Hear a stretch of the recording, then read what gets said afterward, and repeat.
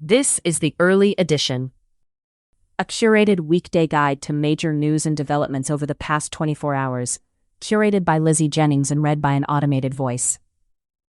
Published March 20th, 2026 on Just Security, an essential resource for those shaping a just and secure world.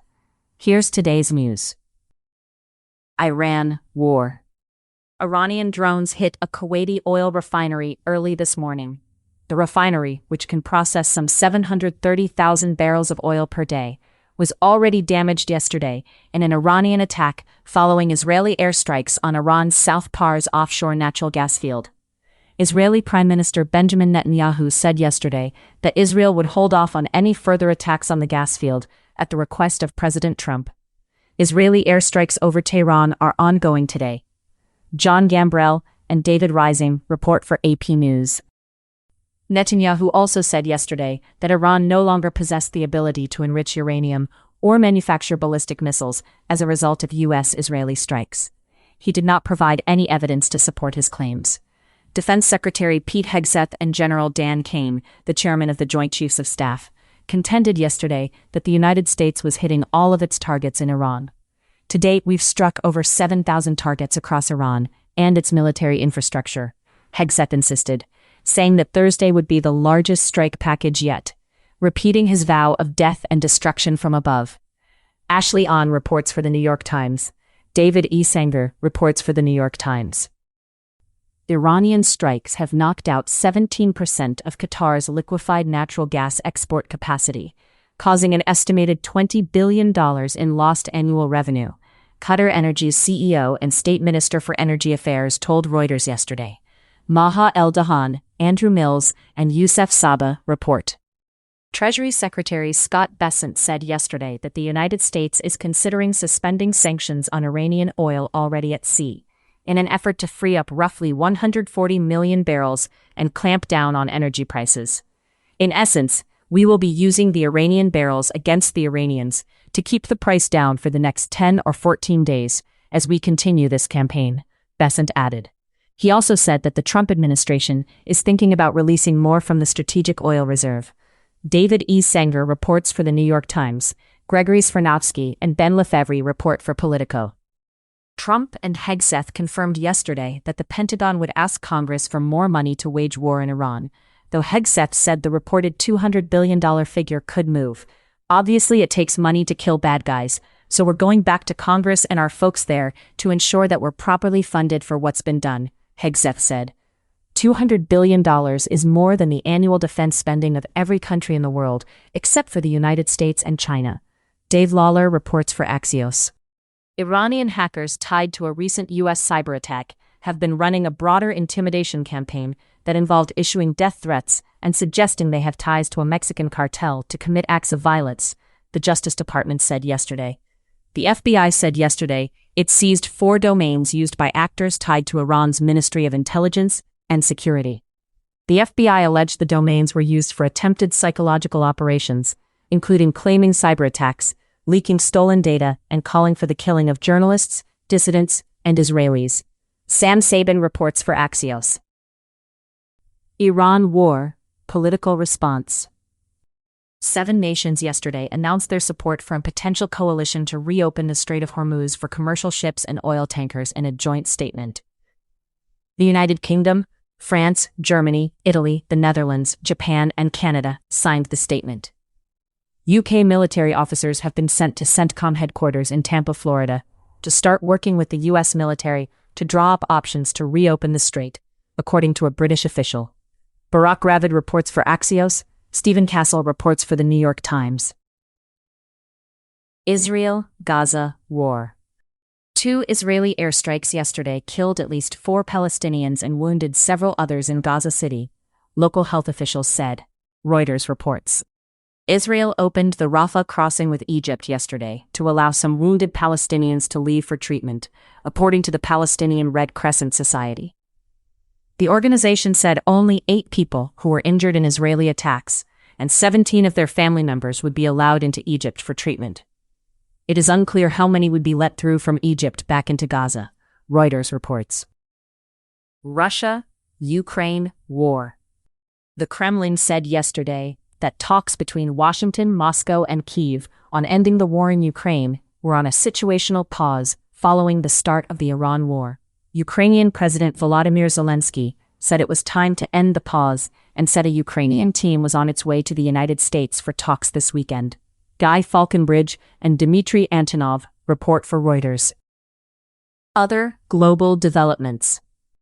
The Israeli military struck infrastructure sites belonging to the Syrian government overnight in response to attacks against Druze civilians in Sweda, the Israeli military said today, Reuters reports. Belarusian President Alexander Lukashenko yesterday freed 250 political prisoners in return for a further easing of U.S. sanctions. The U.S. Embassy in Lithuania said. U.S. presidential envoy John Cole told Reuters he expected all remaining political prisoners to be released by the end of this year. If this happened, the United States would remove all sanctions placed on Belarus over the suppression of protests in 2020, he said. Andreas Saitis and Mark Trevelyan report. Officials from the Democratic Republic of the Congo and Rwanda met in the United States this week and agreed on steps to reduce tensions in eastern DRC, including disengaging forces and respecting each other's territorial integrity, according to a joint statement released yesterday. AP News reports. U.S. Foreign Affairs.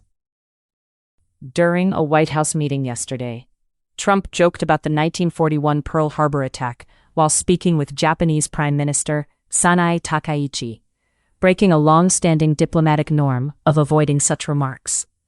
Trump was responding to a question about why Japan and other allies had received no advance notice of the U.S.-Israeli assault on Iran.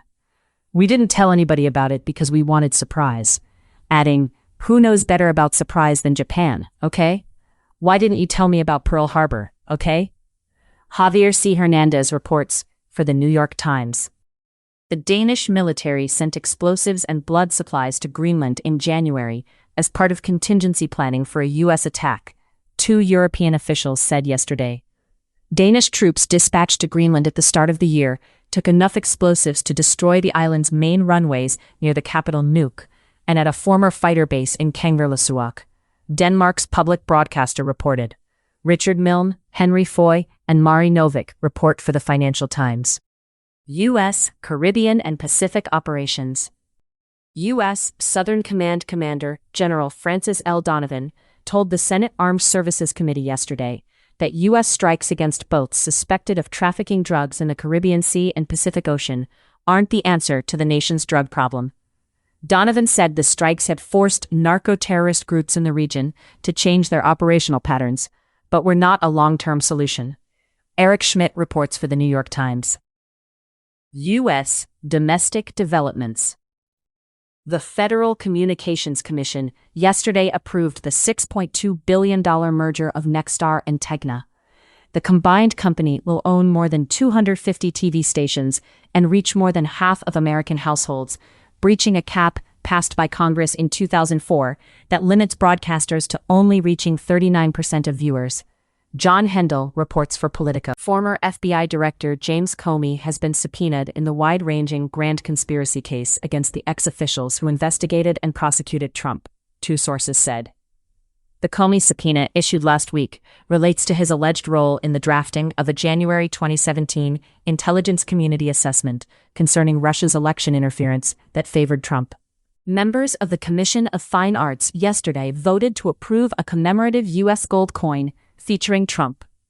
New coin designs are supposed to receive approval from two panels, and the second panel, the Bipartisan Citizens Coinage Advisory Committee, refused last month to consider the proposed gold coin, Dan Diamond reports for The Washington Post. Anthropic's Jack Clark attended a bipartisan House Homeland Security Committee closed-door briefing on Wednesday, according to sources, and only briefly touched on the company's fight with the Pentagon. The discussion focused largely on issues like model distillation, shrinking powerful AI systems into smaller versions, and export controls. Maria Curie reports for Axios. Trump administration actions. FBI Director Kash Patel yesterday told lawmakers that agents who had worked on an investigation of Trump were dismissed last month because they were found to have violated the Bureau's ethics rules. Patel declined to specify what the purported violations were, citing pending litigation over the matter. Devlin Barrett reports for the New York Times. Trump told reporters yesterday that the Justice Department's investigation into Jerome Powell over testimony about a costly Federal Reserve renovation should continue, despite a ruling by a federal judge that the administration's subpoenas were a mere pretext to pressure the Fed to lower interest rates. U.S. Attorney for D.C., Jeanine Pirro, said last week she would appeal the court decision quashing her subpoena requests. Victoria Guida reports for Politico. Trump administration litigation. A federal judge yesterday ruled that Health and Human Services Secretary Robert F. Kennedy Jr. had violated accepted procedures by publishing a document in December 2025 in which he declared that gender-affirming care for minors was neither safe nor effective, and that those who offer it were threatening the health and safety of those with gender dysphoria.